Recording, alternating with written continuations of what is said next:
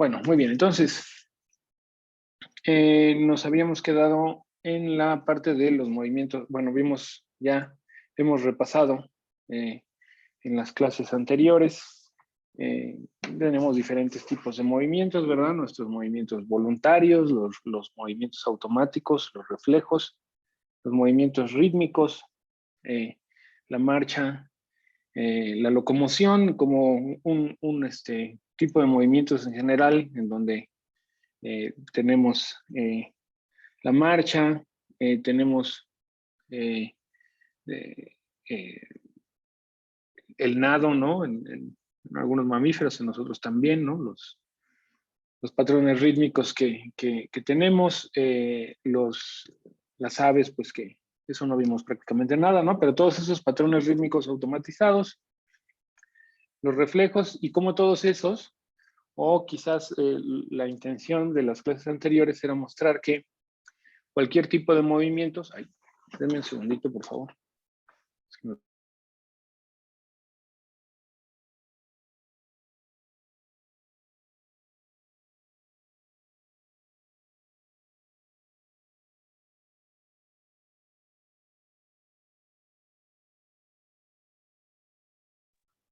Vimos como todo ese tipo de movimientos,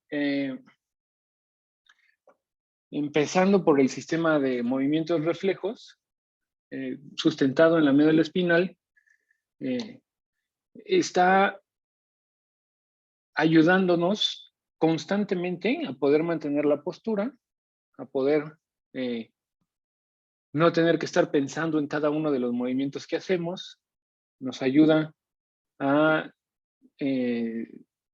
los movimientos reflejos son fundamentales para mantener la tensión de nuestros músculos y que no nos caigamos cuando vamos caminando. Y muchos de esos reflejos también, cualquier movimiento que hacemos nosotros, ¿no? Nos ayuda, es como tener un sistema de resortes, pero dinámico, ¿no? No un sistema estático, sino un sistema dinámico de resortes que nos permite simplemente cuando queremos hacer algún movimiento voluntario, pues que sea con mucha mayor facilidad. La locomoción, como vimos, todos los patrones de locomoción, en la médula espinal también un componente automatizado importantísimo, y todo este sistema de movimientos, reflejos, de locomoción, etcétera, con el fin de que nuestro sistema nervioso central, casi que podríamos decir del surco central hacia adelante, ¿no? Del surco central hacia adelante, se puede un poco inferir o se puede de los estudios de la literatura.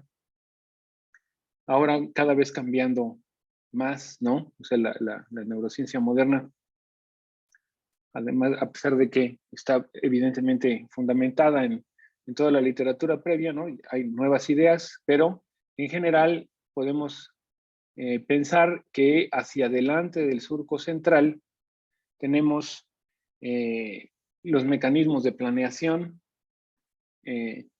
para poder ejecutar movimientos voluntarios, ¿no? Entonces, casi que por definición, los movimientos voluntarios son iniciados por una decisión interna de actuar, ¿no?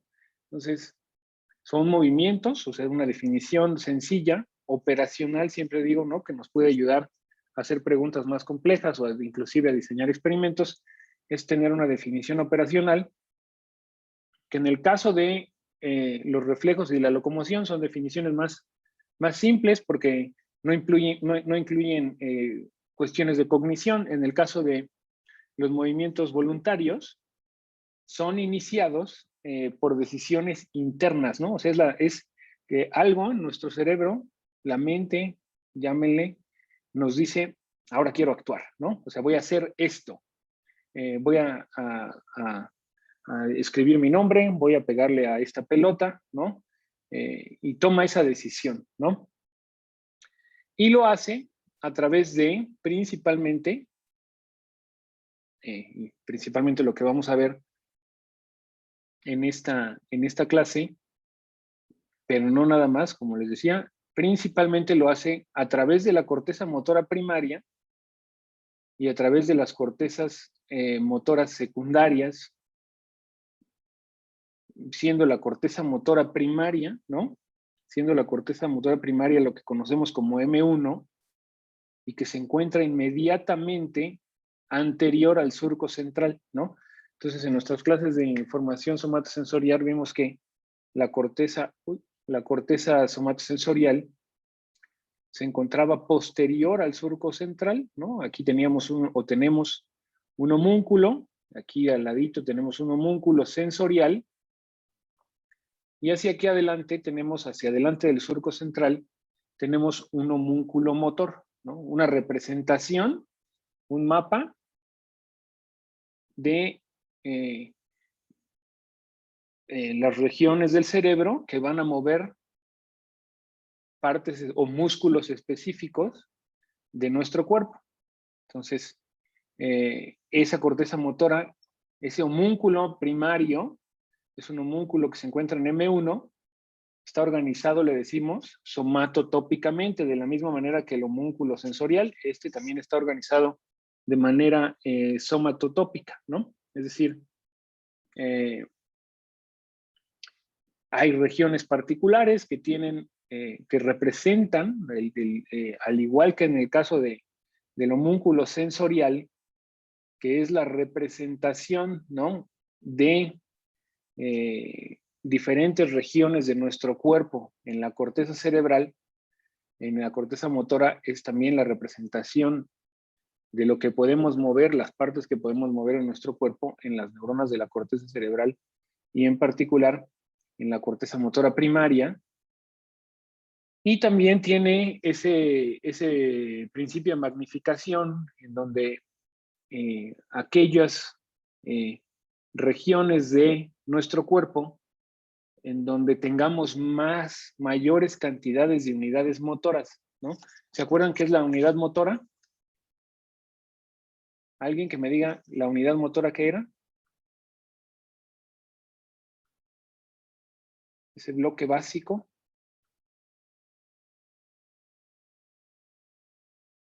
Nadie.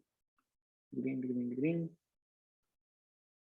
Ya. La unidad motora es la unidad básica del control motor que está compuesta por la motoneurona y las fibras musculares que inerva.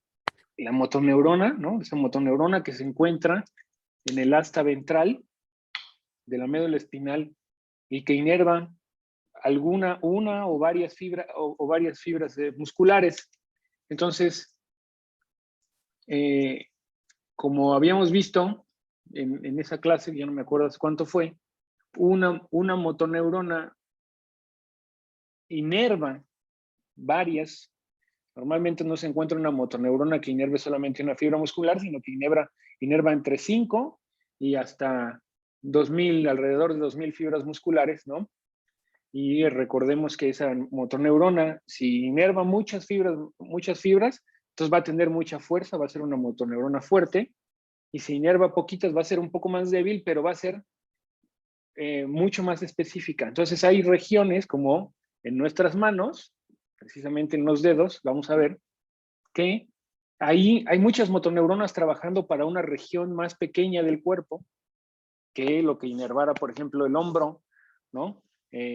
La musculatura del hombro, ¿no? Porque esa requiere menos fineza en el control. Entre más motoneuronas, unidades motoras tengamos dedicadas a una región, va a ser más fina, ¿no? Va a ser más fino su control. Pues lo mismo, esa representación somatotópica motora de las neuronas que están relacionadas, las neuronas de la corteza motora primaria, que están relacionadas con las motoneuronas o con las unidades motoras de la médula espinal, si ahí en la médula espinal está inervando la mano, ahí va a haber muchas unidades motoras inervando la mano, pues la región cortical dedicada a controlar esa región de la médula espinal que inerva la mano también va a tener muchas neuronas, ¿no? Y bueno, entonces está esa representación somatotópica primaria.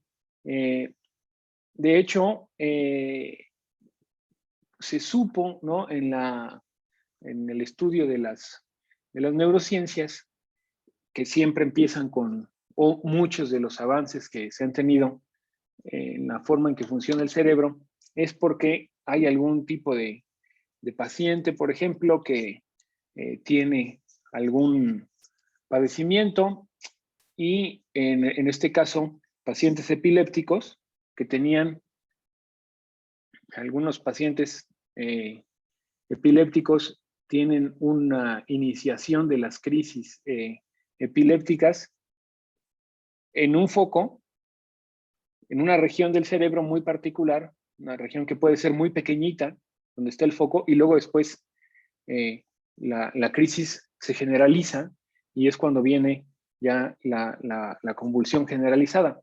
Pero algunos pacientes reportan tener un efecto que se conoce como un aura, ¿no? Antes de que les vaya a dar la crisis generalizada, sienten algo en alguna parte de su cuerpo, o algunos han reportado que se acuerdan, es que huele algo, ¿no? Les viene el recuerdo de un aroma, ¿no? O sienten algo, dependiendo de dónde esté el foco epiléptico.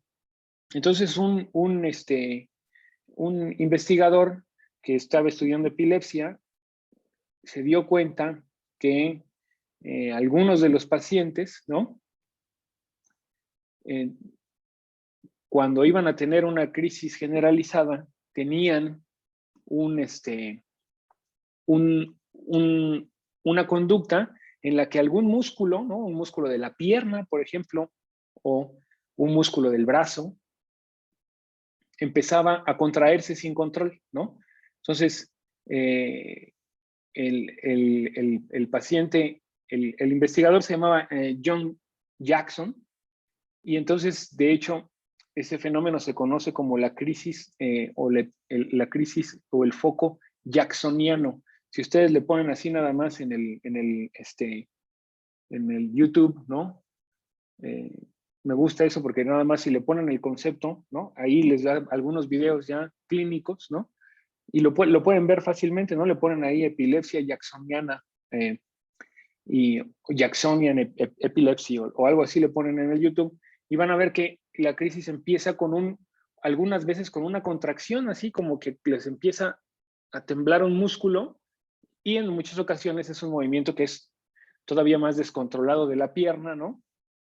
Entonces se empieza a mover un pedacito, y Jackson describía que después de que se empezaba a contraer sin control un músculo de una región particular del cuerpo, secuencialmente se iban reclutando otras regiones conforme la crisis avanzaba. Entonces, mira, siempre primero se le empieza a contraer la pierna, y luego después se le empieza a contraer el brazo izquierdo, y luego el derecho, y luego ya se generaliza y tiene el episodio crítico. Entonces, él decía, el hecho de que empiece en un pedacito quiere decir que es muy probable que sea una región cortical muy chiquita, y entonces por estudios posteriores, histológicos, etcétera, veía pues que algunos de esos pacientes tenían esos focos en la región de la corteza motora primaria, y él decía, ahí debe estar, ¿no? O sea, debe haber una representación, debe haber una región. Entonces, una observación así como tal, ¿no? Decía él, debe haber una región en la que, en el cerebro, que esté específicamente dedicada a esta parte del cuerpo, y que después se generaliza. Entonces debe empezar el problema en una región chiquita, insinuaba, o se imaginaba, concluía. Y no estaba muy lejos de eso, ¿no? Ya después ya conocemos nosotros, ya hemos visto que Penfield hizo el homúnculo famoso de Penfield, ¿no? Y el homúnculo motor y el homúnculo sensorial, y lo hizo simplemente en pacientes también, muchos de ellos epilépticos, que iban a requerir una intervención quirúrgica para retirar la región del cerebro que era el foco epiléptico, ¿no? Y entonces hizo un mapeo ya y vio eso, ¿no?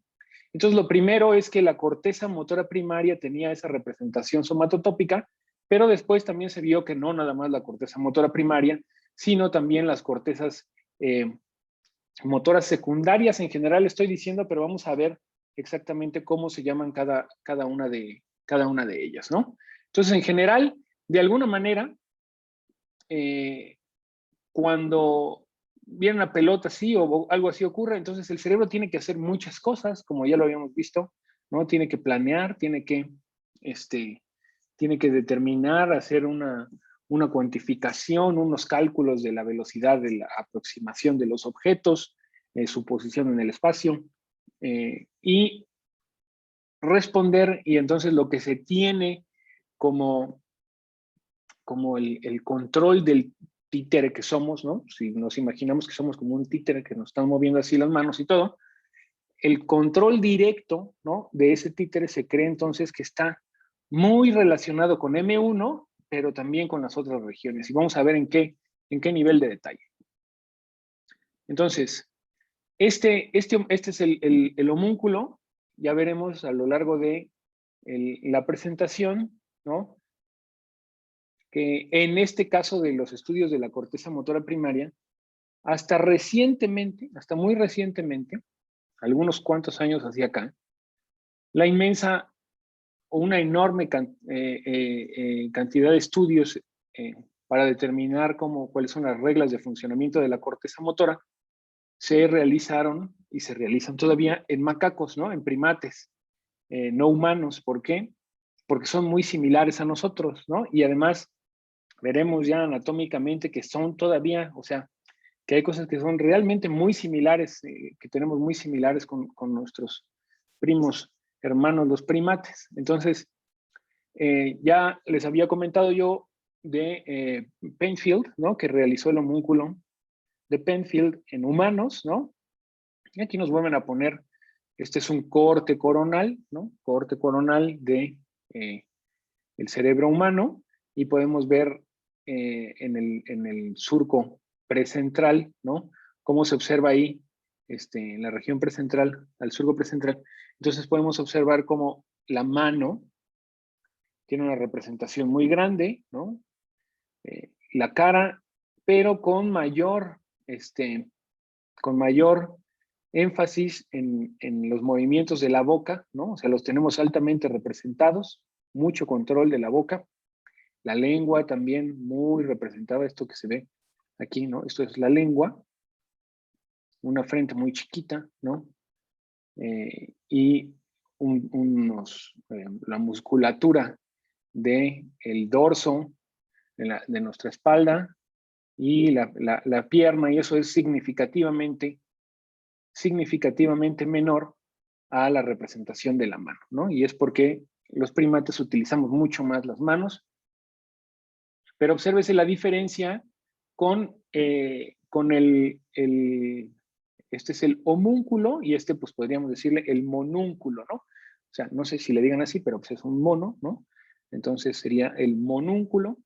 Ese monúnculo o esa representación somatotópica motora en la corteza de los primates, y obviamente va a cambiar un poco dependiendo del primate, ¿no? Entonces, obsérvese cómo que tiene la boquita, en realidad, en proporción, la boca de los monos está menos representada en proporción, se ve claramente, que la boca de lo humano, ¿no? Porque nosotros utilizamos muchísimo para toda nuestra comunicación, nuestro lenguaje hablado. Y como tienen una representación enorme de sus patas y sus dedos, pero en este caso, obsérvese cómo la representación de los cuartos traseros del monito, pues es mucho más grande, porque ya hemos visto que ellos como que sus extremidades inferiores casi son como, o las usan casi tanto como nosotros utilizamos nuestras extremidades superiores. Ellos como que las usan similar, y entonces obsérvese cómo prácticamente toda esta región de la corteza está dedicada al control de las extremidades anteriores y de las extremidades posteriores, ¿no? Entonces ahí está esa enorme diferencia, ¿no? Y pues todos los que hemos visto algún video ahí de un primate, vemos que sus extremidades posteriores sí tienen más grados de libertad que nuestros dedos, ¿no? Que nosotros tenemos unos dedos muy cortitos y apenas hacen así, nos ayudan mucho, vamos a ver, en el control de la postura. que nuestros dedos chiquitos más bien nos están ayudando mucho a mantener el equilibrio en la marcha bípeda. Ellos lo usan para muchas cosas más, se andan colgando y agarran cosas, inclusive con sus cuartos traseros, ¿no? Y quien realizó el homúnculo o el monúnculo, lo hizo en primates. El pionero de eso es Clinton Woosley. Entonces, Woosley para los primates y Penfield para el homúnculo motor. Y luego después, ya en la actualidad, muchas de las, especialmente las funciones que tienen que ver con la corteza motora primaria, con M1, también se pueden o se han empezado a estudiar en roedores, ¿no? Entonces van a ver, aquí no les traje el ratúnculo, pero ya lo habíamos visto en alguna clase, ¿no? También las ratas, pues también ya está mapeado, ¿no? En qué parte de la corteza está la representación motora del cuerpo de las ratitas, que también tiene una representación muy grande del hocico y de la mano, porque lo usan muchísimo, y no tienen una representación tan grande de los cuartos traseros como lo tendrían los monos. En ese caso, las ratas se parecen un poco más a nosotros en que tienen más representadas las manos y el hocico, porque ese es como, para eso andan viviendo casi, ¿no? Se mueven muy rápido por todos lados, y lo que hacen es agarrar cosas y llevárselas al hociquito. Y además mueven muchísimo las vibrisas, ¿no? Es como tener otros dedos ahí pegados, ¿no? Las están moviendo mucho, entonces tienen esa representación también muy grande de la región del hociquito. Y es mucho más difícil estudiar en roedores funciones que tengan que ver, bueno, es muy difícil en todos lados, pero hacer analogías entre las cortezas premotoras, ¿no? Que están más anteriores, ¿no? Entre los roedores y los humanos, pues hacer esas analogías es mucho más complejo que hacer analogías entre primates, ¿no? Y humanos. Ya verán aquí en el instituto los doctores Merchant y Víctor de la Fuente, que trabajan con primates, las tareas que les enseñan a los monos con los que trabajan son ya tareas muy, muy, muy, muy sofisticadas, ¿no? No son completamente tareas que no podría realizar o no tardaríamos muchísimo tiempo en entrenar en un roedor. Lo que ellos logran en los primates es muy similar ya a los humanos, ¿no? Es prácticamente lo mismo. Entonces, esas funciones que son más anteriores se estudian más en primates. Bueno, entonces esta representación se ha estudiado muchísimo en primates. Entonces, ya últimamente tenemos el uso de las resonancias, ¿no? De las técnicas de imagenología, que poco a poco, con sus limitaciones, especialmente de tiempo, ¿no? Y que, por ejemplo, no se puede registrar una neurona única o cosas así. El instituto, no, o sea, el instituto está dentro de no, el instituto es la ENES, y el instituto y varios otros institutos están dentro del campus de la UNAM, ¿no? O sea, aquí hay un campus y dentro tiene varias dependencias, ¿no? Entonces, el Instituto de Neurobiología, de hecho, fue el primer instituto de aquí, de este campus, y ustedes son muy afortunadas porque son las primeras, la segunda, me parece que ustedes son la segunda generación, o quizás la tercera, de estudiantes de la ENES. La ENES apenas se aprobó y se empezó a hacer hace como 2 o 3 años, ¿no?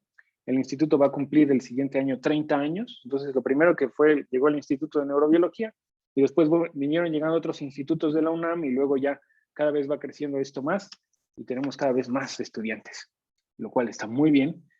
Pero bueno, aquí en el instituto también está esa parte de la resonancia magnética, y con esos estudios pues se puede estudiar relativamente bien, muy bien, las funciones de cortezas motoras y sensoriales, mientras la persona esté dentro del resonador. Tiene algunas limitaciones, pero es una tecnología muy, muy utilizada, muy útil, y que también ha brindado muchos, muchos insights a cómo funciona el cerebro. Entonces, una de las formas con las que se obtiene pues la mayor información y para saber exactamente cómo funciona más o menos nuestra corteza motora, pues es mediante el uso del registro de la actividad neuronal, ¿verdad? Como hemos visto para todas las clases anteriores, en el sistema somatosensorial, se metían electrodos en la región posterior al surco central y se le tocaban las partes del cuerpo, ¿no? Y ya se hacía el mapa, ¿no? Etcétera. Pues lo mismo aquí, se puede registrar la actividad neuronal y ver cómo se está moviendo el sujeto, ¿no? Ya sea el primate humano o no humano. Ah, mira, cuando mueve esta mano se activa tal neurona, ¿no? Entonces, pues como sabemos, pues tenemos miles de millones de neuronas ahí, entonces, pues se hace un mapeo así, ¿no? Con uno o muchos electrodos simultáneamente. Y lo que se puede observar aquí vean cómo está esta región, ¿no? Que están pintándonos aquí en este cerebrito de mono, inmediatamente anterior al surco central, tenemos esta como mancha de huevo, ¿no? Que ellos pintan así como color azul, ¿no? Luego verde y luego amarillo. Y son las regiones que ellos estuvieron estimulando. En este caso, van a ver que ahora, igual que hizo Penfield, ¿no? Woosley, lo que hacía era, Penfield ponía un electrodo en la corteza somatosensorial y le daba un pequeño choquecito eléctrico muy chiquito, tic, apenas, ¿no? Y le preguntaba a la persona, ¿qué pasó? Ay, sentí que me tocaron el dedo, ¿no? Y luego le movía un poquito, tic. Ay, pues ahora sentí que me tocaron aquí en el antebrazo, ¿no?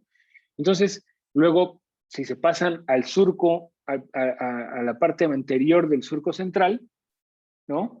Y le dicen, a ver, le da un estímulo ahí chiquitito, a ver, ¿qué pasó? Ay, se me movió el dedo. En lugar de decir, siento que me tocaste el dedo, dicen, bueno, se me movió el dedo, se me mueve el dedo, ¿no? Entonces, en este caso, lo que hicieron los investigadores fue con arreglos de electrodos o con electrodos únicos fueron ahí y le iban dando al mono pequeños estímulos eléctricos mínimos, así un estímulo mínimo, de tal manera que el mono se le contrajera, ¿no? Que se le moviera un músculo, ¿no? Como que un twitch, una pequeña contracción, una pequeña contracción muscular, ¿no? Y eso es lo que en este gráfico de aquí, entonces tenemos hagan de cuenta que podemos imaginar este gráfico del lado derecho como una versión aplanada, ¿no? De esta región cortical, que está aquí adelante del surco central, y luego en estos picos que están aquí,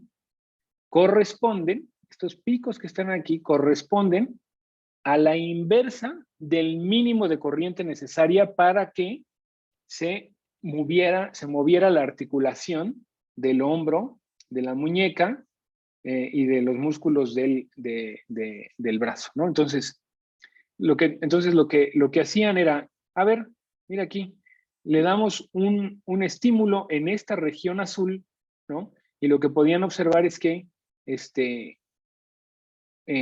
sí, en esta región cortical sí se estimulaba esta parte como más periférica, ¿no? Periférica a esta región amarilla, se necesitaba muy poquita estimulación para que se moviera el hombro, ¿ok?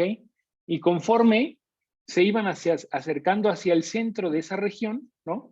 Entonces, en una organización distal, es decir, más a la distancia, en una organización, más bien, perdónenme, una organización proximal a la cabeza distal, que sería la mano, ¿no? Primero se le movía el hombro, luego la muñeca, en esta región verde es más como la muñeca, y luego después ya la mano propiamente, ¿no? Y la musculatura de los deditos, ¿no? Entonces, lo que nos están tratando de decir aquí es que en la corteza motora en la corteza motora, la organización está está hecha en miembros, vamos a decir. Si estamos hablando del brazo derecho, ¿no? Si esto fuera el brazo derecho, el brazo contralateral a esta corteza, lo que estaría ocurriendo es que si estimularan la región si ustedes buscaran la región de la mano, la región más distal, la región de los dedos, esa región de los dedos estaría siendo rodeada en una organización en que están primero los dedos, ¿no? Que encuentran el centro, y alrededor de la región en donde están los dedos van a encontrar la muñeca, después todo lo que tendría que ver con la articulación del codo y luego con la articulación del hombro, ¿no? Entonces, tiene esa organización proximal distal, ¿no?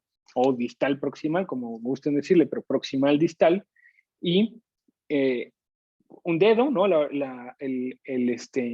Que sería el efector final, vamos a decirlo así, ¿no? Para los primates, nuestro efector final en las extremidades superiores siempre pues es la mano, ¿no? Entonces recordemos que en nuestras clases anteriores hemos visto que nuestro sistema motor organiza de alguna manera todas estas transformaciones cinemáticas inversas y cosas así que revisamos en las clases anteriores para que la trayectoria del efector final, la mano y los dedos, para que la trayectoria del efector final siga una trayectoria suave, ¿no? Con el pico de velocidad en medio de la trayectoria, etcétera. Entonces, para eso tiene que mover los ángulos, ¿no? Del hombro, de la muñeca, del codo, y está organizado de esta manera. El efector final, esta mano, estaría ahí al centro, y conforme te vas haciendo hacia la periferia de ese centro, vas encontrando en esa organización proximal distal la muñeca, el antebrazo, la muñeca, el codo y el hombro, ¿ok?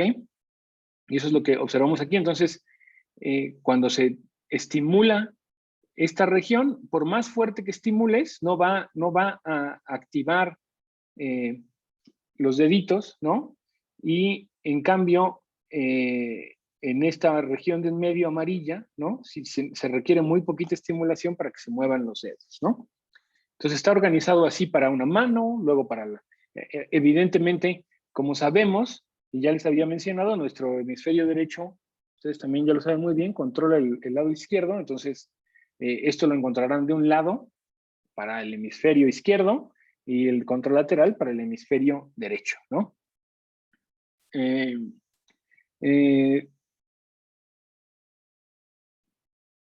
Estoy viendo si no se me pasa mencionarles algo, ¿no? Bueno, es importante mencionar que, déjenme ver si no está aquí. Ah, no, lo tenemos acá. Ok. Entonces, es importante mencionar que habíamos visto que para la corteza somatosensorial primaria, la organización somatotópica, ¿no? O sea, la somatotopía de la corteza somatosensorial primaria está, tiene una región o tiene un principio de organización que se le llama una organización columnar, ¿no?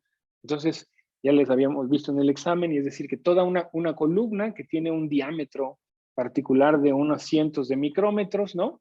Esa columna entera, en todas las capas, ¿no?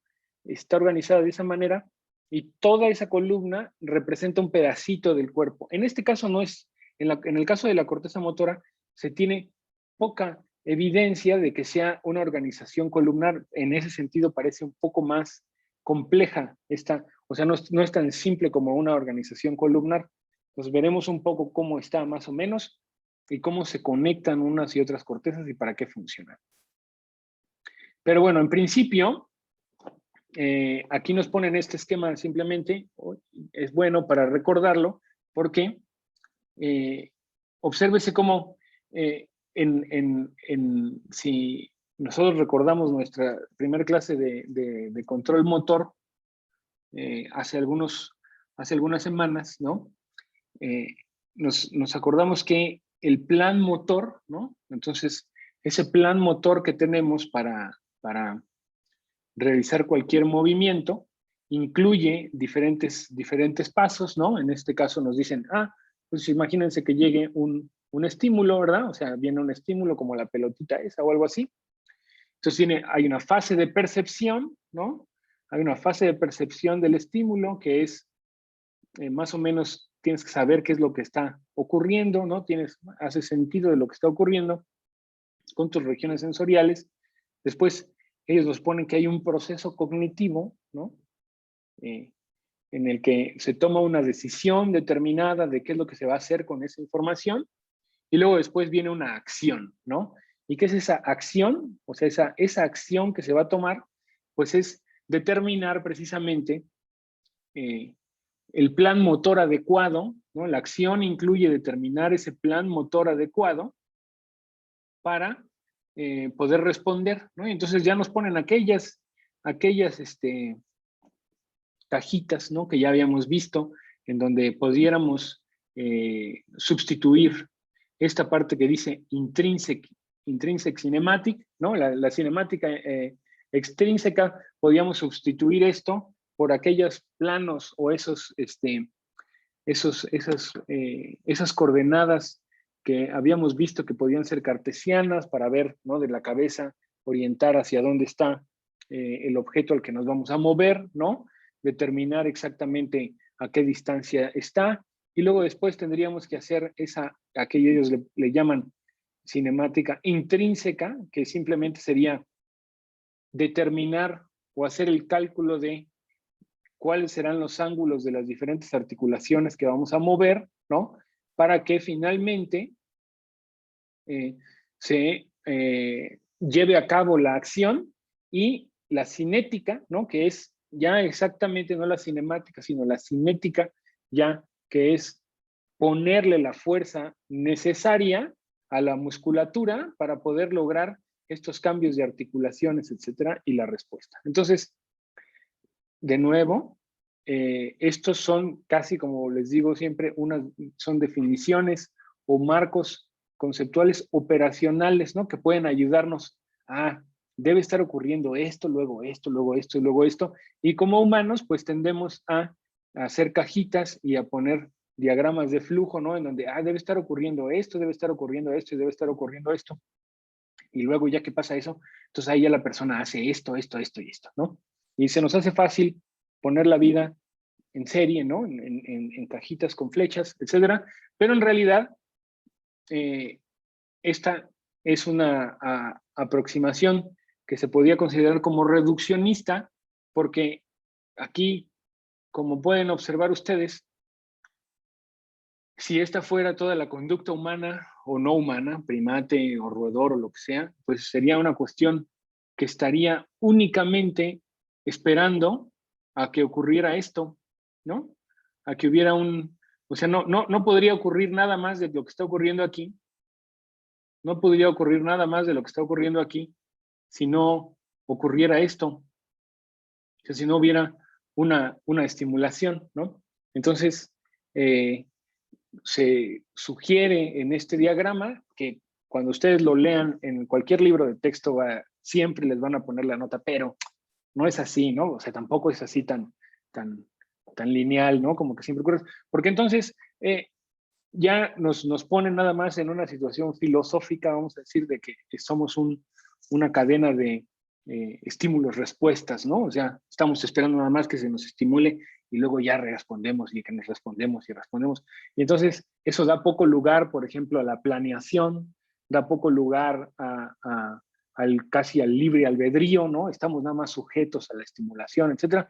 Bueno, pero pues ya nuevas corrientes de pensamiento van diciendo, no es nada más que haya una estimulación, sino que hay ahí adentro una dinámica intrínseca que podría parecerse un poco a lo que ocurre, por ejemplo, en la médula espinal, que vimos esos generadores centrales de patrones de la médula espinal que están hechos de neuronas conectadas recíprocamente, pues esos patrones generadores centrales, generadores de patrones, estarían también posiblemente dentro de nuestra cabeza y están todo el tiempo pensando, ¿no? O sea, si nosotros nos dejamos de mover y nos apagan la luz y todo, pues no nos quedamos así como, ay, ya no puedo hacer nada porque no me estimulan, sino que nuestra cabeza sigue ahí dándole, ¿no? Dando vueltas.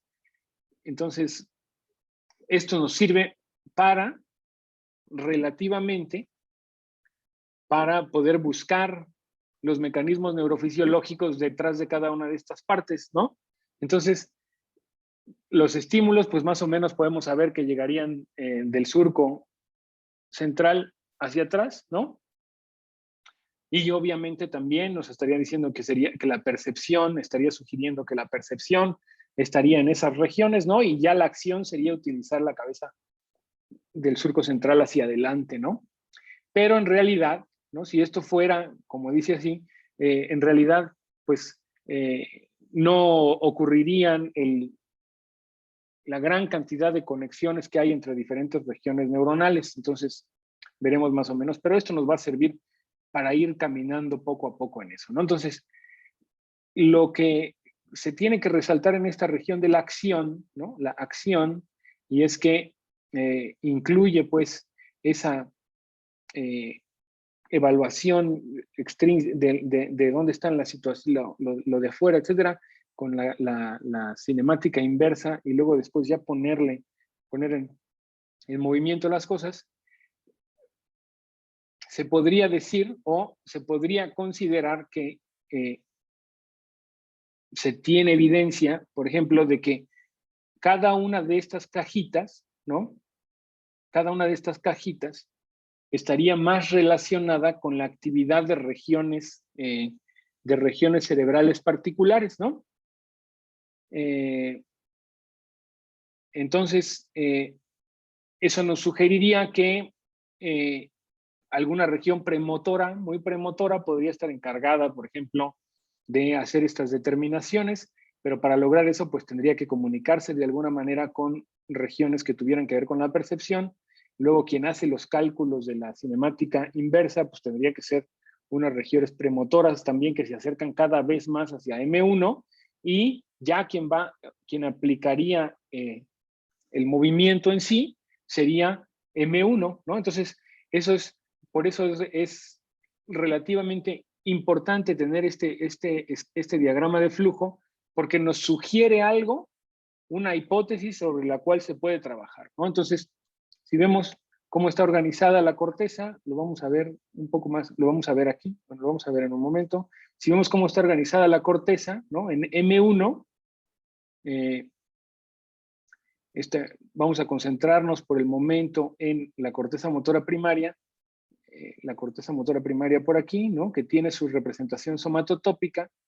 Entonces, si vemos cómo está organizada la corteza, después tenemos a las cortezas premotoras, ¿no? Y la corteza motora suplementaria, etcétera. Ahorita vamos a ver así en detalle cuáles son sus nombres, pero si vemos esas regiones corticales organizadas somatotópicamente, uno podría pensar, bueno, a lo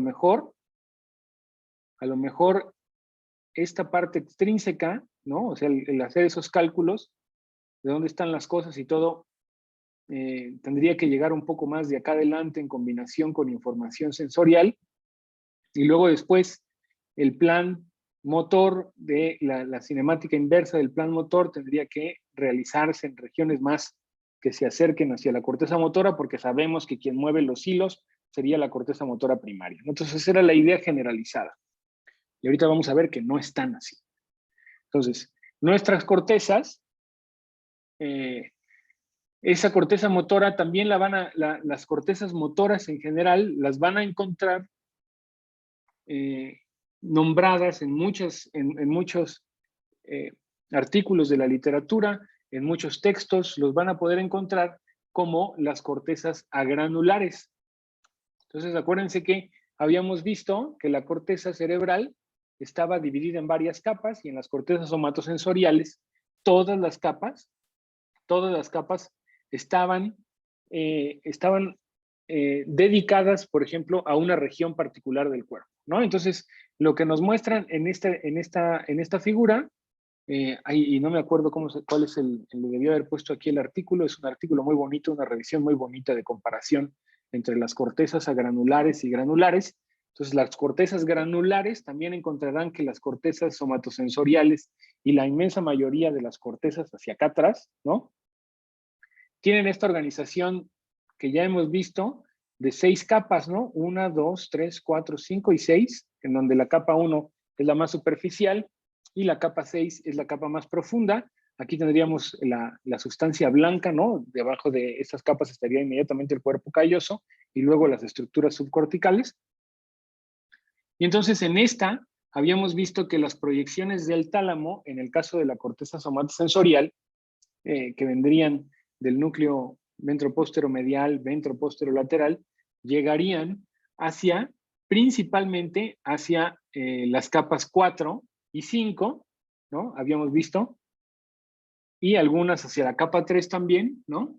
Como se ve aquí, pero principalmente a esa capa 4, un poquito de capa 3, y de ahí la información somatosensorial será de alguna manera amplificada, vamos a decirle así, porque va a ser llevada de las capas 4 hacia las capas superficiales y hacia las capas profundas para que se puedan conectar con otras cortezas, por ejemplo, estas cortezas granulares de la corteza motora, de la corteza sensorial primaria, estarían enviando también información hacia la corteza motora primaria, ¿no? Entonces, esa información somatosensorial llegaría a esa capa 4. Y ahí, en esa capa 4, se le conoce también como la capa granular, porque tiene un tipo de neuronas que no son como estas que son triangulitos, que les llamamos piramidales, ¿no? Sino tiene estas neuronas granulares, como gránulos, son circulares, ¿no? Y son unas pelotitas así, que se ven como gránulos. Entonces esa capa se llama granular. Entonces, por el hecho de que esta corteza tiene esa capa 4 y las cortezas motoras tienen muy poquito o nada, ya verán, ahora dicen, ay, sí, ya encontramos una que otra, entonces la idea generalizada que se tiene, pues, es que tienen nada de capa 4 o muy poca, y entonces se les conoce como cortezas agranulares, es decir, que no tienen capa granular, ¿no? Entonces las cortezas motoras serían agranulares y las cortezas sensoriales y otras serían cortezas granulares, ¿no? Porque unas tienen la capa granular y la corteza motora no la tiene. Entonces, así no se vayan a confundir si un día están leyendo ahí, es aquí, las cortezas granulares o las cortezas agranulares, ya saben que si son agranulares son más relacionadas con el control motor. En ese caso, no tienen una capa 4 bien delimitada, ¿no? Y como pueden observar, no hay una diferencia tan clara entre las capas 2 y 3, sino que es como una organización de capas más gruesas, ¿no? Entonces, esta se le conoce como la capa 1, la más superficial, 1, 3, que sería la que llevaría más o menos 1, 2 y 3, en donde hay un tipo de neuronas piramidales nada más y muchas dendritas apicales, ¿no? Y luego, en la capa 5 y 6 ya tenemos neuronas principalmente de proyección también en la capa 2, 3, pero la información talámica llegaría a las capas 5, como se observa aquí, llegaría a las capas 5 y a las capas 1, 3, ¿no? Esas dos capas muy grandes, la organización de la corteza motora no es, entonces, igual, arquitectónicamente no es igual a la organización de la corteza somatosensorial primaria. Por esa organización diferencial, ¿no? O sea, al ver al microscopio el tipo de organización que se veía en estas regiones corticales o en otras, entonces tenemos esos mapas que habíamos visto de los mapas de Brodmann, ¿se acuerdan? ¿No? El mapa de Brodmann que dividía a las diferentes regiones corticales por la forma de las neuronas y la organización que tenían. Entonces, recordemos entonces que más bien les voy diciendo que esta región de la corteza motora primaria se conoce como el área 4, ¿no? El área 4 de Brodmann. Entonces es porque tiene esta organización así muy particular, no tiene su capa 4, tiene simplemente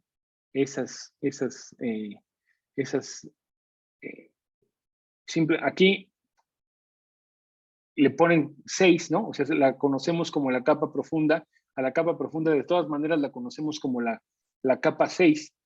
Alguien podría haber dicho, ay, pues entonces, ¿por qué no le cambiaron el nombre y en lugar de que tenga 6 capas, que tenga 5 porque no tiene la granular, ¿no? Pero bueno, lo que pasa es que la 4 se conoce así generalizada porque tiene esas características de tener las neuronas granulares. Entonces es más sencillo decir no tiene capa 4, pero sí tiene 5 y tiene capa 6, ¿no? Bueno, entonces, nuestras cortezas motoras, ¿no? Con esa organización arquitectónica, citoarquitectónica como tal, podemos subdividirlas, ¿no? En diferentes regiones que se ven ilustradas aquí, que van de F1 a F7. Entonces, en F1 es propiamente, ustedes podrán encontrarla así, como la región, en muchos lugares lo encontrarán como M1 y F1 o M1. Entonces, obsérvese, aquí nos ponen M1, que sería inmediatamente posterior al surco central. Toda esta parte que les estoy dando en este momento es una parte más anatómica, ¿no? Es una parte de cómo están organizadas. Vamos a ver más o menos cómo son las conexiones y esa organización más o menos nos va dando una idea de cómo va a ser su funcionalidad. Entonces, M1 sería la corteza motora primaria y también se conoce como F1. Luego después tenemos a la corteza premotora dorsal, motora, ya lo vamos a encontrar, o sea, no hay, es como no sé si han visto, es descomplicado, ¿no? Como algunos comerciales que hay ahora. Esto es descomplicado, no es muy complejo, ¿no? No es muy complicado. Es decir, tenemos a la corteza motora, que sería la que está inmediatamente anterior al surco central, y después de ella tendríamos a cortezas premotoras, ¿no? Decimos pre porque están hacia la región más anterior a la corteza motora primaria. Entonces tenemos a la corteza premotora dorsal, ¿no? Que se conoce como F2. Entonces F1, F2 sería la premotora dorsal. Después tenemos a la corteza, después de esta premotora dorsal, tendríamos a la corteza motora suplementaria, ¿no? Que le conocemos como F3, y que como pueden observar ustedes, aquí tenemos observen cómo el corte, estamos viendo el cerebro de manera sagital y vemos un hemisferio, ¿no?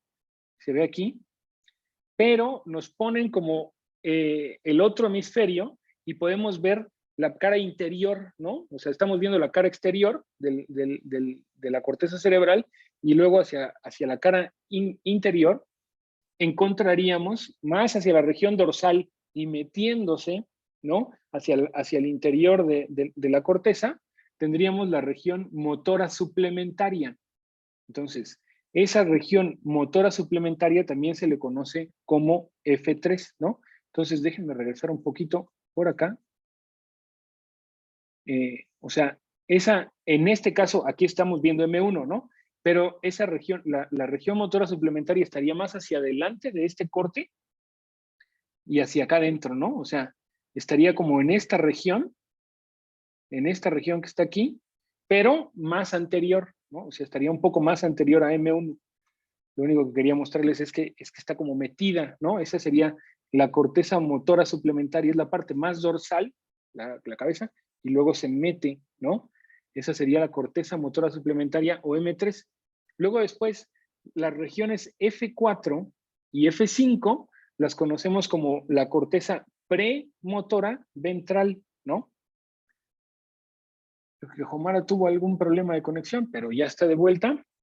Entonces, la región F4 y F5 sería la corteza premotora ventral, ¿ok? Entonces, tenemos una región premotora dorsal, que sería F2, una región motora suplementaria, que sería F3, una región premotora ventral, que sería F4 y F5, y tenemos una región premotora, premotora, entonces más bien vamos a decir F6 para irnos en orden, ¿no? Tendríamos una región, la corteza motora primaria, luego después que sería F1, luego la motora suplementaria, que sería F3, y luego tendríamos una región pre-suplementaria, ¿no? Región pre-motora suplementaria. Entonces, antes de la motora suplementaria, esa sería F7, F6, perdón, y F7 sería la corteza pre-motora dorsal, ¿no? Entonces, F1 motora primaria, que ahí es donde se va a conectar más principalmente con la médula, etcétera, o es lo que digamos que es la región que tiene la mayor, ahorita lo vamos a ver, funcionalmente es la que mueve más claramente músculos específicos. Así casi lo podemos definir, pero ahorita lo definimos con más claridad. M1, luego F2 tendremos a la corteza premotora dorsal, y para no confundirnos, antes de la premotora dorsal está la corteza premotora dorsal. Entonces, simplemente le van agregando ¿no? Premotora y premotora, premotora, premotora y motora. 1, 2, 3, ahí está. Entonces, ¿para qué sirve cada una de ellas? Vamos a tratar de... no es totalmente claro todavía, ¿no? El para qué funciona exactamente cada una de estas cortezas, pero se tienen ciertos indicios. Es decir, esto todavía está siendo altamente estudiado, ¿no? Y lo que se trata de hacer es, después de haber hecho análisis exhaustivos, miles de publicaciones de cómo es que se organiza la conducta sin ver el cerebro ni nada, así simplemente observar cómo se organiza el movimiento, como esas observaciones que vimos en nuestra clase introductoria de control motor, en donde pues que la velocidad del movimiento siempre es una trayectoria, en donde la velocidad está en la parte media de la trayectoria, todos estos constructos teóricos que tenemos del plan motor, etcétera. Entonces, se busca información o se busca evidencia electrofisiológica funcional de que estas regiones estén involucradas con algunas partes particulares de ese proceso, ¿no? Entonces, para hacer esta complejidad todavía más compleja, ¿no? O sea, ya hay una región M1, ¿no? Una región premotora dorsal, admitir, me dice acá listo, una región premotora dorsal, una región premotora ventral, una región premotora dorsal, una región motora suplementaria y además una región premotora suplementaria. Estas además se comunican de manera muy importante entre ellas, ¿no? Es decir, la región de la corteza motora primaria, F1, tiene conexiones recíprocas, es decir, ella le manda información y recibe información de F2, de F3 y de F4-5, es decir, ella envía información a la corteza premotora dorsal, la que está inmediatamente adyacente a ella envía información a la región de la corteza premotora ventral, ¿no? En la parte dorsal y en la parte ventral, le envía y recibe información de ellas. Además, envía y recibe información con la corteza motora suplementaria, como ven aquí, ustedes van uniendo ahí las flechitas, ¿no? F3, la corteza premotora suplementaria, además se comunica con la corteza premotora dorsal y además se comunica con la corteza premotora ventral y además la premotora ventral y la premotora dorsal se comunican entre ellas, ¿no? Entonces, sabemos que, por lo que vamos a ver en un momento, que si ustedes estimulan a la corteza motora primaria, como lo vimos en la diapositiva anterior, con un poquito de electricidad, un estímulo chiquito, o como lo vimos en la clase anterior, si utilizan la técnica de optogenética y estimulan un pedacito de la corteza motora primaria, muy chiquito, con una intensidad muy bajita, se va a ocurrir una contracción muscular, ¿no? Chiquita. Pero si estimulan alguna de estas, por ejemplo, si estimulan a las cortezas premotoras, si pudieran estimular a una región muy chiquita de las cortezas premotoras, no se produciría una contracción chiquita, sino que se genera una contracción más compleja cada vez, de tal manera que si se van ustedes haciendo hacia la parte más premotora, ¿no? Y estimulan esas regiones, se van generando movimientos más complejos. Entonces sabemos que la corteza motora suplementaria, por ejemplo, si la estimulan, no nada más genera movimientos contralaterales, es decir, no nada más se les va a mover la mano derecha, sino que esa corteza motora también va a generar movimientos bilaterales. Es decir, se comunica de manera importante a través del cuerpo calloso con la otra región, con la otra corteza motora, ¿no? Y generan ya movimientos más complejos, patrones conductuales ya cada vez más complejos, ¿no? Entonces, esta compleja red, ¿no? Nada más en ver el tipo de conectividad que tienen unas con otras, de verlas así, pues si uno trata de empatar este mapa de conectividad de diferentes cortezas, si uno lo trata de empatar con las cajitas, estas que teníamos antes, pues no va a funcionar, ¿no? Porque aquí en las cajitas hay únicamente una flecha en donde, debería haber una región que se encargue del extrinsic kinematics. Y debería haber otra región que se encargue de la cinemática inversa. Y luego ya esta sería la que se encarga de poner el movimiento en sí, ya sería la corteza motora primaria, ¿no? Pero cuando vemos la conectividad entre ellas, no parece ser de esa manera. Es decir, parece más bien, por toda esta conectividad, pues no es tan lineal la forma en que se comunican unas con otras, nos habla de que puede ser mucho más complejo, y de hecho es tan complejo que todavía no sabemos exactamente para qué sirve cada una de estas regiones. No lo sabemos a ciencia cierta. Entonces, además de esta complejidad, como ustedes pueden ver aquí, ¿no? Estas cortezas premotoras dorsales y premotoras suplementarias, ¿no?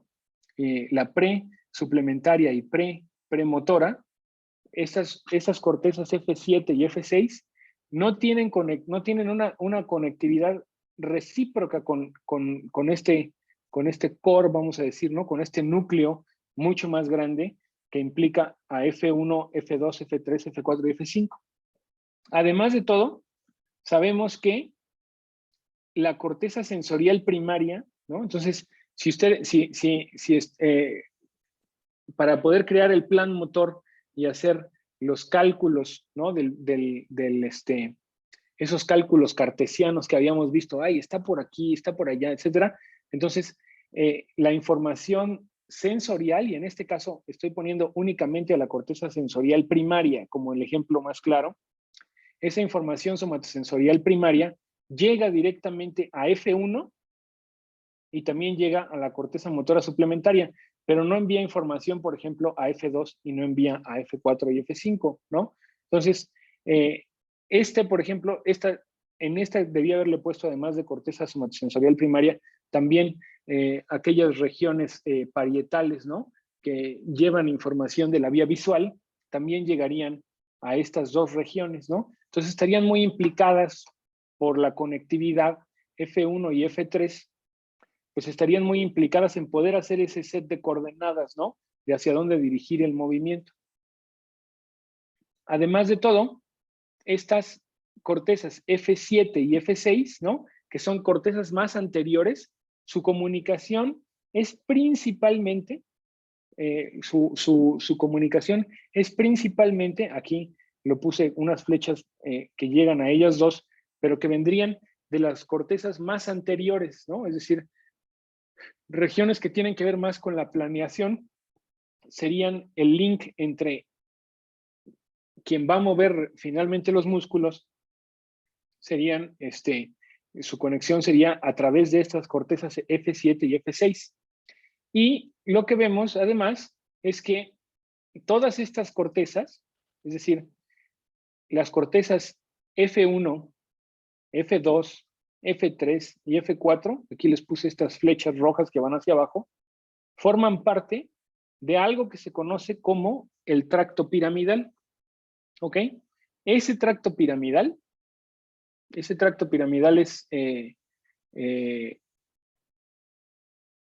es aquel que, si ustedes hacen un gatito descerebrado como el que vimos en la clase anterior de la locomoción, ¿no? Ese tracto piramidal se corta y entonces el animal no tiene el control voluntario sobre esos movimientos, ¿no? O sea, el gatito tendría que usar los CPGs, ¿no? Los generadores centrales de patrones de la médula espinal para caminar y no podría controlarlos cuando ve algo que se acerca, lo que sea. Entonces, esa información que vimos en la clase anterior para modular a los circuitos de la médula espinal viene a través del tracto piramidal. Entonces, ese tracto piramidal lo vamos a poder dividir en dos tractos. Además, ¿no? Un tracto que le llamamos el tracto córtico-espinal y el tracto córtico-vulvar. El tracto córtico-espinal es aquel que va a llevar la información de todas estas cortezas, hacia las interneuronas y motoneuronas de la médula espinal.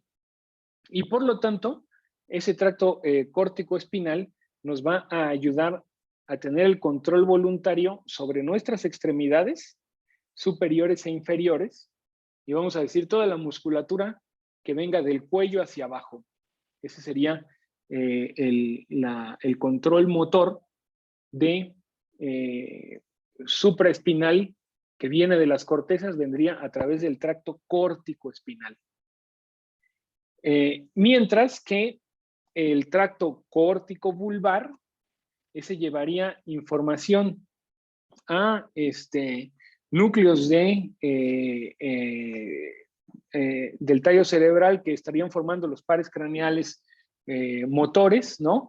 Para el control de la musculatura de la cara, de la cabeza y del cuello.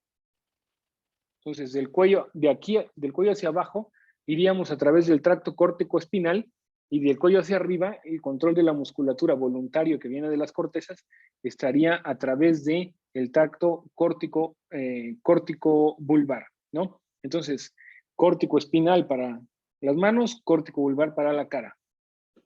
Y esos dos vienen o están juntos, pero bien organizados, en el tracto piramidal, que se conoce como el tracto piramidal, ¿no? Entonces, ya viendo esto, obsérvese cómo F1 o la corteza motora primaria no es la única de las cortezas que estaría implicada o directamente enviando información hacia la médula espinal, sino que también las otras enviarían, y vamos a ver cuáles serían sus diferencias, ¿no? No nos quitemos de encima, o no olvidemos, ¿no? Que si se estimulara a la corteza motora primaria, es aquella que genera las contracciones más localizadas. Es decir, es la que genera que se mueva un músculo más particular, mientras que si estimularan a la corteza motora suplementaria, ya no se generan movimientos cada vez más complejos. Se pueden inclusive, en el ejemplo que les di, ¿por qué me hace esto siempre que me quita? En el ejemplo que les di aquí, ¿no? Entonces, sabemos que si ustedes utilizan un estímulo eléctrico y aumentan la intensidad del estímulo, el área que van a estimular el área del cerebro que van a estimular se puede hacer más grande. De tal manera que aumentando la estimulación, se cree que lo que ocurre es que si tú aumentas la estimulación, entonces empiezan a reclutar otras regiones, ¿no? Y entonces, entre mayor estimulación, si ponen un electrodo en esta región y estimulan muy fuerte, además de matar quizás esta región, también estarían, por ejemplo, pudiendo reclutar a regiones cada vez más, más anteriores y quizás reclutando una mayor complejidad de movimientos, pero lo que sabemos es que si se aplica este mismo tipo de estímulos, estos hechos en la corteza motora primaria, si se hacen acá arriba en la corteza motora suplementaria, ya no se puede evocar un simple twitch, sino un movimiento mucho más complejo. Ok, entonces, ese tracto piramidal, ¿no? Como se observa en esta región, esos tractos esas proyecciones córtico-espinales, ¿no? que vienen del tracto piramidal, aquí tenemos un dibujito muy intuitivo en donde se pone a la corteza motora primaria, la corteza motora suplementaria y la corteza, áreas de la corteza del cíngulo, ¿no? Que está un poquito más metida. Pero lo que quiero que observen es que se utilizaron un tipo de trazadores, se conocen como trazadores anterógrados. Ya se me durmió una pierna aquí. Ay, en esta silla es diferente a la del laboratorio. Entonces se utiliza una técnica que se conoce como trazadores anterógrados, en donde se inyecta, ¿no? Una molécula fluorescente en una región de la corteza, por ejemplo, en M1, ¿no? Aquí está. Se inyecta un trazador fluorescente en M1 y ese trazador lo adquieren, lo capturan las neuronas y lo transmiten a todo el cuerpo de la neurona, incluido el axón. De tal manera que si ustedes lo inyectan en esta región, pueden observar hacia dónde proyecta esa región, hacia dónde envía información esta región, porque las otras regiones que reciben información de M1 también tendrán una marca fosforescente, fluorescente, entonces la ponen ahí, y entonces, si van y revisan la corteza, la médula espinal, aquí podemos ver, no sé, en la de M1 es un poco más difícil, la voy a poner así. En la de M1 es más difícil porque tiene o sea, inyectaron en M1 y como se ve acá abajo, se ve como unas manchas, ¿no? Pero aquí debajo de estas manchas, obsérvese aquí, esta es la forma de la médula espinal. Esto sería el asta dorsal y esto sería el asta ventral, ¿ok? Entonces, obsérvese cómo M1, si ustedes inyectan en M1, van a ver marca en esta región de la médula espinal. No me acuerdo si tenemos otra en esta diapositiva, en esta presentación, algo de médula. Pero bueno, simplemente aquí estaría el asta dorsal. A lo mejor puedo usar una pen, arrow pen. A ver. Entonces esta sería el asta dorsal. Miren qué buena onda. Y esta sería el asta ventral. Ay, aquí ya. El asta ventral. Y aquí estarían toda esta parte que está aquí alrededor más oscuro, ¿no? Serían ya la región por donde viajan los diferentes tractos, ¿no? Entonces, recuérdense cómo, por ejemplo, la información sensorial llega acá al asta dorsal, ¿no?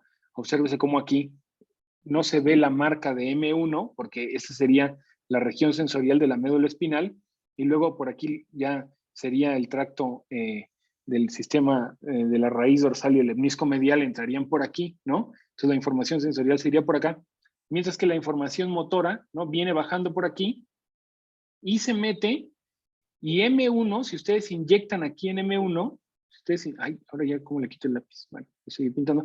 Si ustedes inyectan aquí en M1, van a ver que la mayor cantidad de fibras de M1 la van a encontrar en la región medial de la médula espinal, y esta región de aquí estaría llena de interneuronas, ¿no? O sea, es la que vimos en la clase anterior, esas interneuronas 1A, Renshaw, 1B, estarían aquí, y hacia la parte más ventral de la médula espinal, aquí estaría la región, en esta parte de aquí, esta de aquí abajo, es donde están las motoneuronas alfa, es las que controlan ya directamente la musculatura.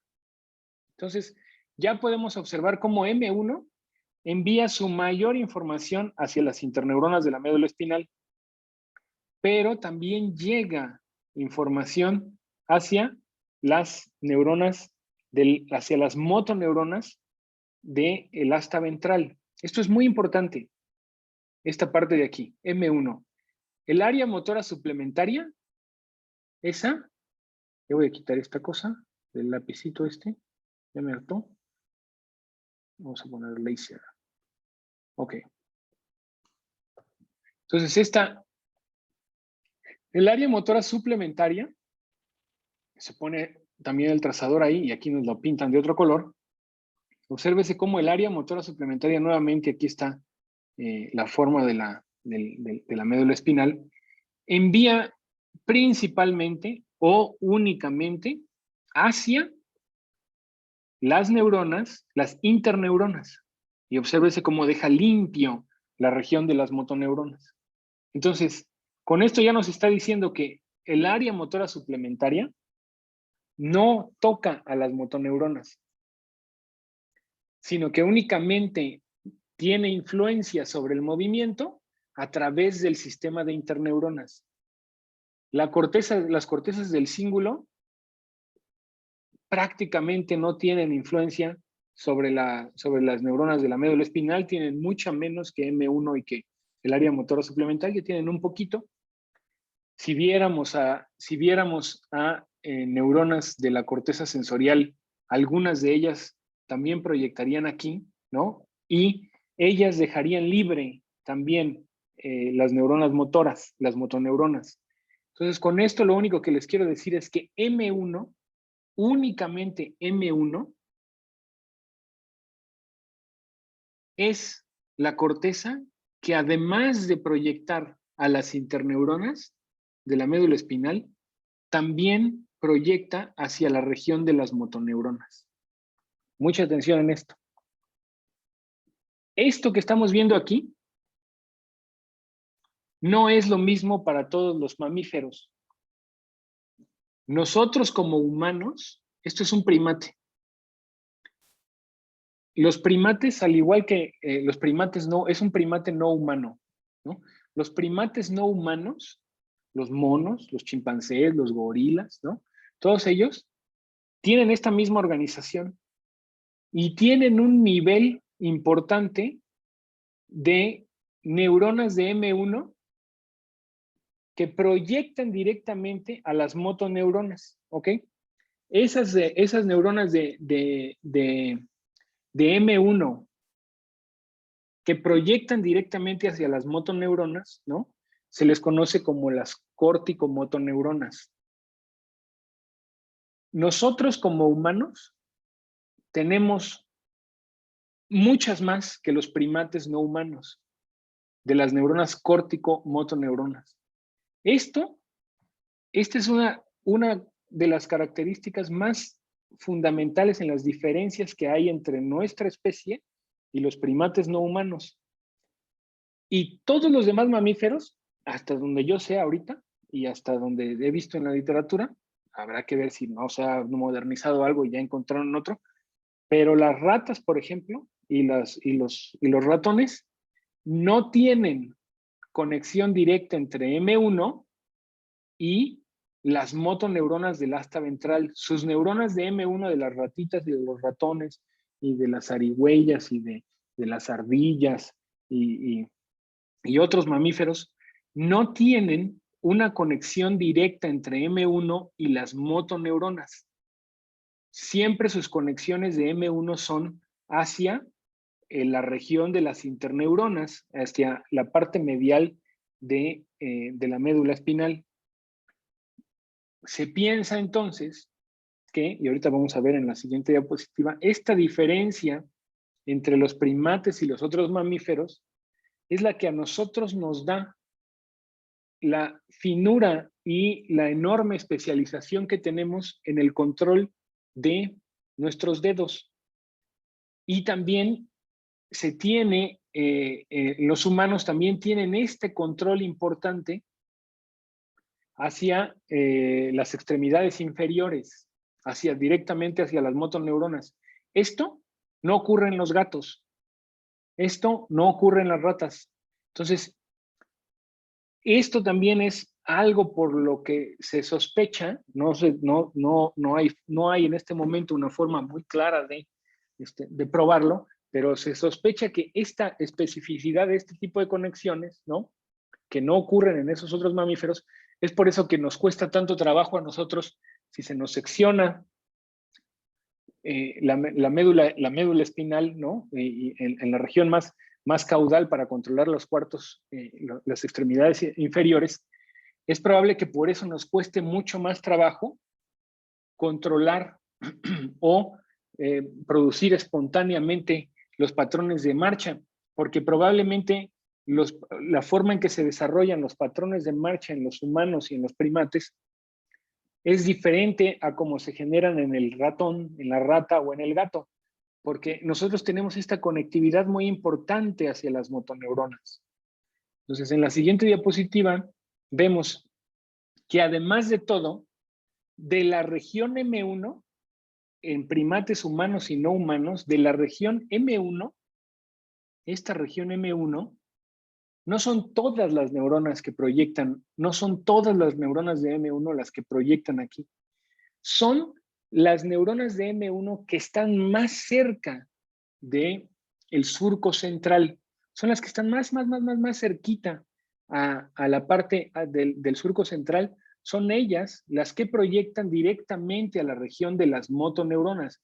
Es decir, las neuronas córtico-motoras, ¿no?, que bajan a través de ese tracto córtico-espinal que forma parte de nuestro tracto piramidal, ¿no? Esas neuronas córtico-motoras se conectan a grupos específicos de motoneuronas que están principalmente dedicadas a el control de nuestros deditos, de la musculatura de nuestros dedos, como se observa aquí en esta mano de mono, ¿no? Hay una manita de mono, y entonces, ay Dios, están aquí esa proyección que llega, y vemos aquí unos axones que van de unas motoneuronas que van hacia la musculatura, ¿no?, de esta parte de la mano, y estos azules que van hacia esta región de la musculatura de la mano. Y lo que se sabe, ¿no?, entonces aquí se tiene, esta sí es una reconstrucción, ¿no?, de los axones de una córtico-motoneurona. Ahí está. Cómo llegan, ¿no?, a estas regiones. Y lo que se sabe, obsérvese, aquí como ya se ve que esta neurona está proyectando, por ejemplo, a esta bolita amarilla, que sería un músculo, vamos a decirle aquí, un músculo agonista al movimiento, y este sería su músculo antagonista, ¿no? Entonces, se observa cómo esa neurona proyecta a ambas regiones, a las regiones de motoneuronas que controlan el agonista y el antagonista al movimiento. Entonces aquí ya nos ponen una región cortical, están organizadas en clústeres, ¿no? O sea, son grupos de neuronas que tienen la característica de proyectar hacia el músculo agonista o antagonista al movimiento, depende de qué movimiento sea, ¿verdad? Pero mientras que proyectan a un grupo de neuronas que van, en este caso, aquí nos dice que van al extensor, ¿no? Un grupo de neuronas proyectan hacia las motoneuronas que van al músculo extensor. Ese mismo grupo de neuronas que proyectan hacia ese músculo extensor siguen el principio que habíamos visto en la clase anterior. Alguien que me recuerde cómo se llama, que ya se me olvidó. El principio de ¿cómo se llama que proyectan, además de proyectar a su músculo clave, proyectan a la interneurona que va a inhibir su músculo antagonista, ¿no? ¿Inervación qué era? ¿Es el de inervación recíproca? ¿Perdón? Digo, ¿es el principio de inervación recíproca? El principio de inervación recíproca. Muy bien. Gracias, Camila. Entonces, ellas también siguen esa regla del principio de inervación recíproca. Entonces, mandan a un músculo, ¿no? A un grupo de neuronas en la médula espinal, de motoneuronas, ojo, motoneuronas, no son interneuronas, son motoneuronas, y además mandan a una interneurona que estaría inhibiendo al músculo antagonista. Asimismo, estas que se ven acá, que estarían enviando información a este músculo amarillo, aquí no nos lo dibujan, pero ellas también estarían enviando a una interneurona que estaría inhibiendo al músculo antagonista, ¿no? Entonces, esa es la organización. Este grupúsculo de neuronas están hacia la parte más cercana, ¿no? O sea, es la parte más posterior, anterior acá, posterior hacia acá, es la parte más posterior de M1, ¿no? Eso sí, eso es una característica fundamental y es exclusiva de los primates. Y si comparan primate no humano con primate humano, nosotros tenemos mucho más que los primates, no humanos. Y pues eso es lo que se cree, ¿no? Que nos da estas habilidades para tocar el piano así, la guitarra, pintar y hacer todo esto que hacemos, ¿no? Y que veremos quizás que otra de las situaciones que hay en la literatura es que se considera entonces, si nosotros pensamos, y de nuevo les comento lo que les decía al inicio de la clase, esto parece un titiritero, o sea, parece el cable que mueve algo, ¿ok? Pero, ¿quién le está diciendo a esta región del cerebro, quién le está diciendo muévete así? Es decir, se considera por definición que esta es la región que controla los movimientos voluntarios.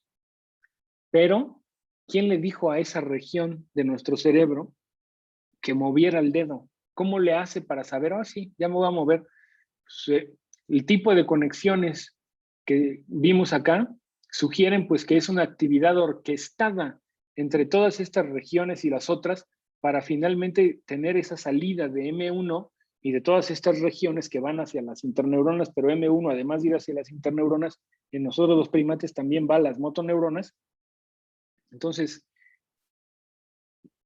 ¿hasta dónde se dibuja la línea de esta es mi voluntad, cognitivamente hablando, el pensamiento que dice voy a mover la mano? ¿Dónde está la línea que dice esta es mi voluntad? Y ya el mover exactamente mecánicamente la mano, ¿no? Y como estas conexiones son recíprocas, M1 tiene conexiones recíprocas con todas estas, es decir, la complejidad de la interconexión de todas ellas, entonces sugeriría que la región que mueve, que estas regiones que mueven directamente a nuestros músculos, pues también estarían implicadas en ayudarnos a pensar en mover los músculos. Entonces, como ya les había dicho yo en algún momento, si ustedes, o no sé si les pasé esa, creo que no les he pasado esa imagen, en donde se hace un estudio de imagen de resonancia funcional, resonancia magnética funcional, en algún artículo clásico ya, en donde se le pide a una persona que mueva los dedos, ¿no? Y se le activan estas regiones del control del movimiento. Y ahora se le pide a la persona que más bien se imagine que está haciendo ese movimiento de los dedos, ¿no? O sea, la persona se tiene que imaginar que está moviendo los dedos, no los tiene que mover, solo se tiene que imaginar que está moviendo los dedos. Y resulta que se activan las mismas regiones, ¿no? A pesar de que la persona no esté moviendo los dedos, el imaginarse que está moviendo los dedos, el pensar que está moviendo los dedos, esa acción cognitiva importante de mover los dedos, de pensar que los está moviendo, activa las mismas regiones, ¿no? Lo que indica claramente que estas regiones no están implicadas únicamente en el movimiento, sino que también forman parte de cómo construimos nuestra conciencia y nuestra realidad.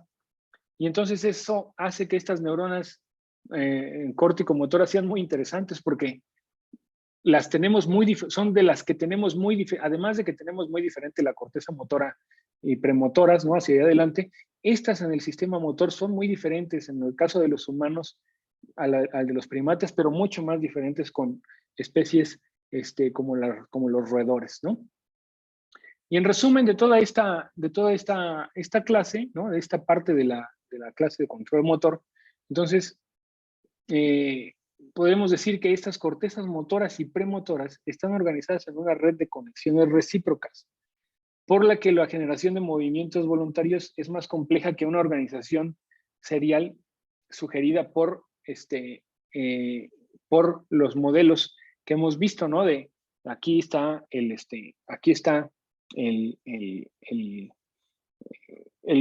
cálculo de hacia dónde voy a moverme. Aquí está el cálculo de cómo voy a mover los ángulos. Aquí está el cálculo de esto. Entonces, ¿cuál es la información electrofisiológica ya, fisiológica, funcional de la actividad de estas regiones que pudiera estar relacionada con esos modelos? Estamos en muchos laboratorios del mundo trabajando arduamente en entender la actividad de cada una de estas partes o el conjunto de la actividad de todas estas regiones, qué es lo que le aporta a un movimiento muy particular, ¿no? Todavía no lo sabemos bien a bien.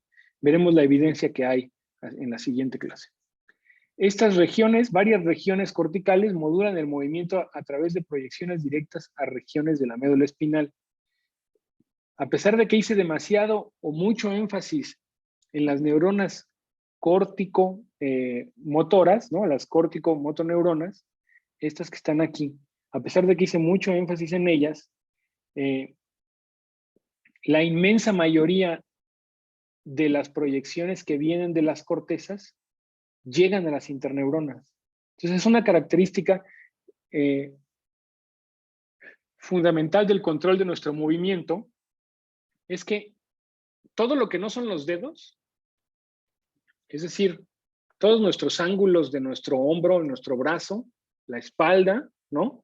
El cuello y las extremidades inferiores, que toda la inmensa mayoría de nuestros movimientos, no los finos, las cortezas motoras los controlan no directamente sobre las motoneuronas, sino a través de las interneuronas. Eso es muy importante porque eso ya implica que el movimiento, que la mayoría de nuestros movimientos gruesos,